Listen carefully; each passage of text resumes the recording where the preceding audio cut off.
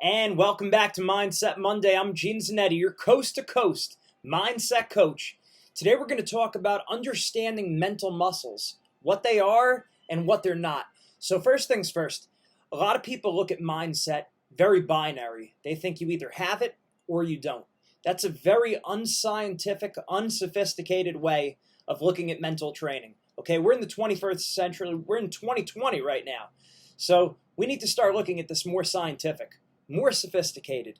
The way I see it, there's at least 13 or 14 different mental muscles. Now, it's not perfect categories.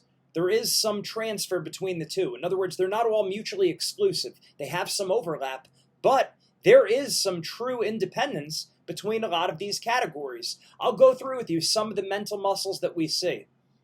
Goal setting, motivation, mental toughness, being in the present moment, relaxing under pressure, confidence, clarity, sleep the night before a competition especially, bouncing back mentally, recovering from injuries.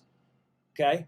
We have rest and recovery, teamwork, team building, and leadership. So what was that count right there? That was a whole bunch of different mindset categories. And here's the thing. Just like there's different muscles in the body, you could have strong arms but weak legs. You could have a strong neck, you could have a weak grip. You could be very strong in confidence, and you could be very weak on teamwork. You could have a whole lot of motivation, but you could be very bad at relaxing under pressure. Okay, so there is some carryover between some of these skills, but a lot of them function pretty independently sometimes. So here's the secret, and it's not so much of a secret. You need to fix what works, and you need to take what already does work and make it freaky. So make it scary good.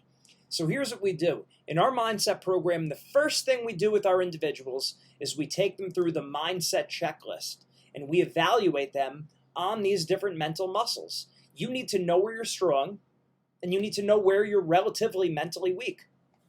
This would go for anything. If you were strength training, if you were trying to build up your body, you need to do a needs analysis. Where are you strong? Where are you weak? Maybe you're not weak, but relatively compared to your strengths. And you're only as strong as your weakest link.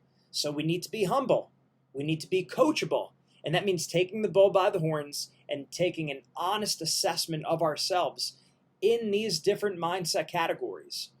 This is what you want as a coach. You want your team strong across the board. Everything. So being the total package, right? What's going to make you the most successful is your strengths usually.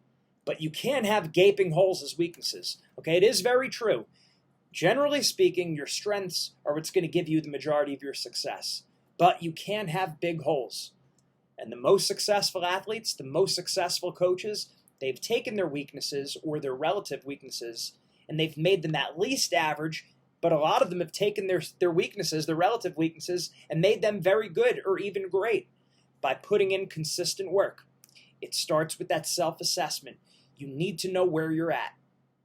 So if you want to understand where you're at, we're happy to do a giveaway. Our mindset checklist. We've given it away before. We're happy to give it away again. Make sure you like the video. Make sure you send us an email after this. mindset@zwinningmindset.com. We'll send you over the mindset checklist. You have to do that analysis. If you're a coach, that's the first thing you should do right now. Before September starts, start right now in early August, almost mid-August now. Get that assessment of the team so you know exactly where you're at, so you know exactly where your athletes are, and then you could work on those weaknesses and you could take their strengths and bring it to the next level. Mindset training is not just about fixing problems. Of course, that's part of what we do. Just like a strength coach is going to work on your weaknesses. But the biggest thing that a strength coach does, the biggest thing that a mindset coach does, is we find out what does work and make you conscious of what it is that you're doing so you could repeat it over and over and over. You got to know what you're doing. We got to take our strengths and we got to make them freaky. It starts with the self-assessment. Make sure you drop us a line today. We'll get that on over to you. Mindset makes the difference.